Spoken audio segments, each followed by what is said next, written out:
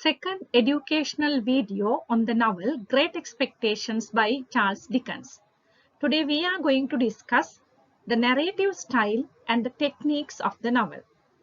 I'm Anusha Thennakoon. If you have not subscribed my channel yet, please subscribe it for more educational videos. Content of today's presentation. Number 1. First person narrator narrating past and present. Number 2. Stories within story. Number 3. Descriptions of setting. Number 4. Three-part chronology. Number 5. Dramatic dialogue. Number 6. Title of the novel. Number 7. Doubles. Number 8. Comparison of characters to inanimate objects. Number 9. Symbols. First person narrator narrating past and present. Dickens uses the first person point of view to help readers see life from Pip's perspective. Dickens tells the story using Pip as the narrator and the main character. In his narration, Pip sometimes tells us what happened in the past and sometimes he tells us what is happening in the present. Stories within story. The entire novel deals with the story of Pip, but at the same time, different characters tell their stories to Pip. For an example, in chapter 7, Joe tells Pip his story. Similarly, Magwitch tells his story to Pip and Herbert in chapter 42. Both these stories are narrated in a simple and straightforward manner. However, the stories of Miss Havisham and Compeyson and Molly and Stella are narrated in a more complex and roundabout manner in order to create suspense. These stories are pieced together like a jigsaw puzzle and are similar to the stories in detective fiction. Descriptions of setting. Charles Dickens uses vivid descriptions of the settings in Great Expectation.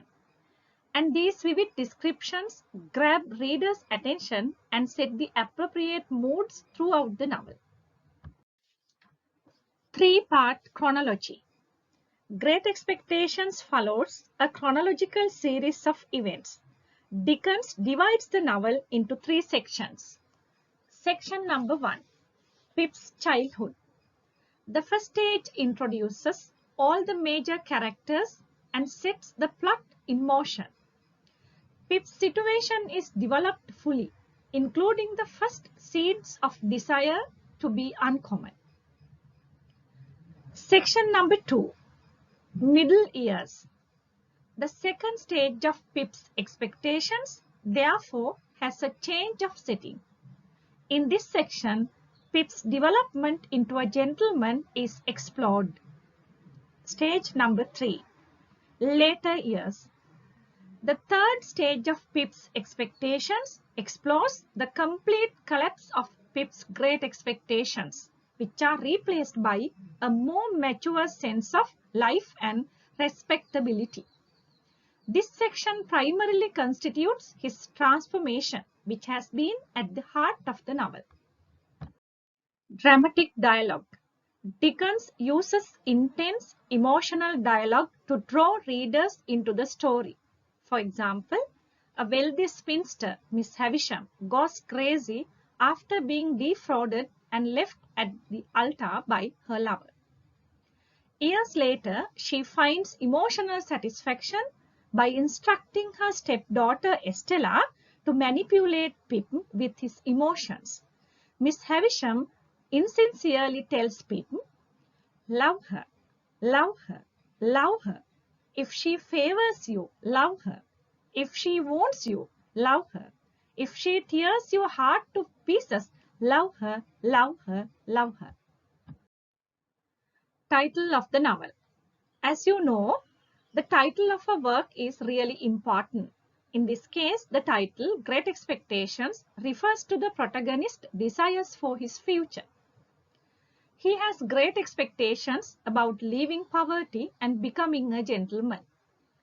He has great expectations about shedding his ignorant country boy ways and becoming learned.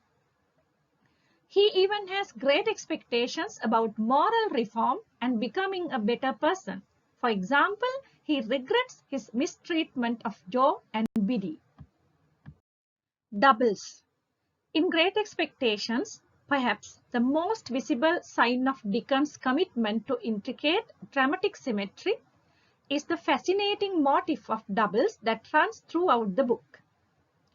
There are two convicts on the marsh, Magwitch and Compeyson. There are two invalids, Mrs. Joe and Miss Havisham. There are two young women who interest Pip, Biddy and Estella. There are two secret benefactors, Magwitch, who gives Pip his fortune, and Pip, who mirrors Magwitch's action by secretly buying Herbert's way into the mercantile business. There are two adults who seek to mold children after their own purposes, Magwitch and Miss Havisham. Comparison of characters to inanimate objects. Throughout Great Expectations, the narrator uses images of inanimate objects to describe the physical appearance of characters, especially minor characters or characters with whom the narrator is not intimate. For example, Mrs. Joe looks as if she scrubbed her face with a nutmeg grater, while the inscrutable features of Mr. Wemmick are repeatedly compared to a letterbox. It may suggest that the character's position in life is pressuring them to resemble a thing more than a human being. Symbols. The novel Great Expectations is full of symbols.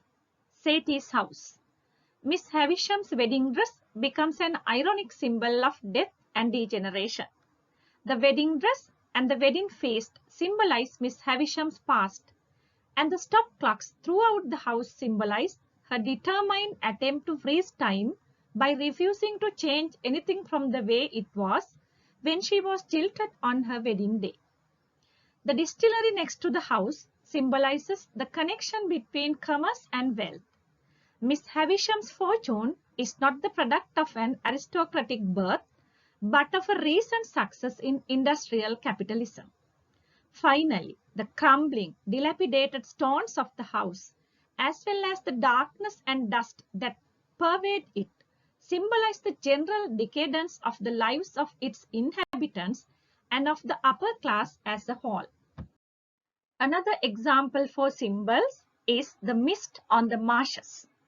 The misty marshes near Pip's childhood home in Kent, one of the most evocative of the book's setting, are used several times to symbolize danger and uncertainty.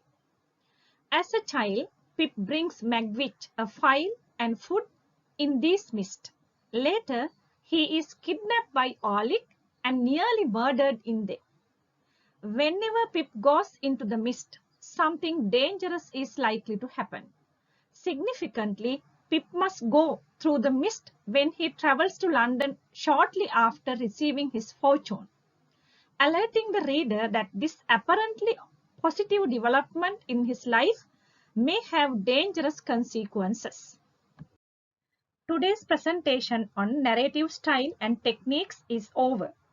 We'll meet again with the third presentation on Great Expectations. If you have not yet subscribed my channel, subscribe it for more videos.